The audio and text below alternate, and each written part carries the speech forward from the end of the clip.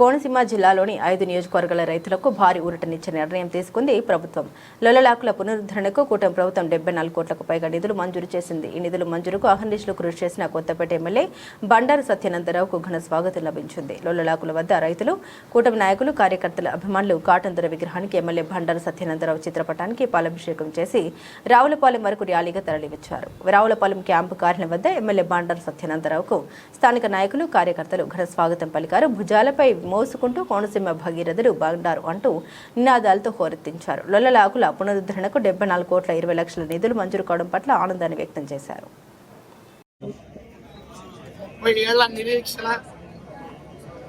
సుమారు 2 లక్షల ఎకరాలకి ఈ రోజున లొల్లలాకులు శాంక్షన్ అవటం, సుమారు 74 కోట్లతో వ్యయంతో శాంక్షన్ అవటం,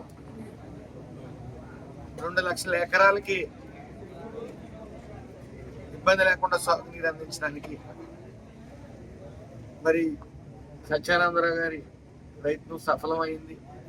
సుమారు 5 కాన్స్టిట్యున్సీలు, 16 మండలాలు రైతాంగం మొత్తం ఈరోజు అందరూ కూడా సంతోషంతో ఈరోజు ఇక్కడికి రావడం జరిగింది. ఎన్డీఏ కూటమి పూర్తిగా అభివృద్ధి, సంక్షేమం, వెలుగులో వస్తున్న పెట్టుబడులు, రైతే రాజు కావాలనే ఆకాంక్ష. ఈరోజు సాగునీరు చూస్తే గత 5 ఏళ్ళు ఎక్కడా చూసున్నాం.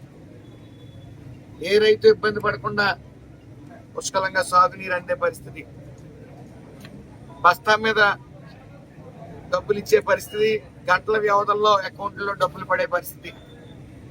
అన్నదాత సుఖీభావ్ కింద సేవనాడేటువంటి లొల్లలాకులు ఆధునికరించాలి, పునర్నిర్మాణం చేయాలని చెప్పి మన శాసనసభ్యులు గత సంవత్సరం క్రితమే ప్రకటించారు.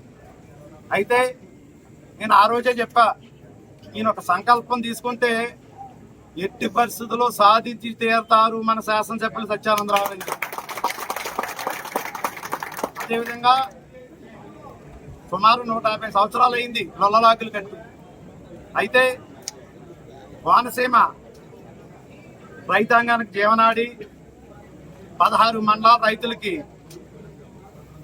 ఎంతో జీవనాడిగా రైతులందరికీ పంటకి 2 లక్షలు, సుమారు 2 లక్షల ఎకరాలకి ఆయుగట్టడానికి ఈనాడు ఎన్డీఏ కూటమి ప్రభుత్వం తరఫున పెద్దలందరూ ముందుకు వచ్చినందుకు, నిధులు విడుదల చేసినందుకు మరొకసారి వారి కృతజ్ఞతలు తెలియజేసుకుంటూ, సాగునీటి యొక్క ప్రభుత్వం చూపుతున్న సిద్ధశుద్ధి, ఇందాకే మంత్రి గారు చాలా విషయాలు మాట్లాడటం జరిగింది. రైతే రాజు, రైతు బాగుంటేనే రాష్ట్రం బాగుంటుంది. దానికి తగ్గటువంటి ఏ విధమైన సౌకర్యాలు కల్పించాలో అన్ని కల్పించడం కోసం విజన్ డాక్యుమెంట్లు కూడా 2047లో 10 అంశాలు ఉంటే 5 అంశాలు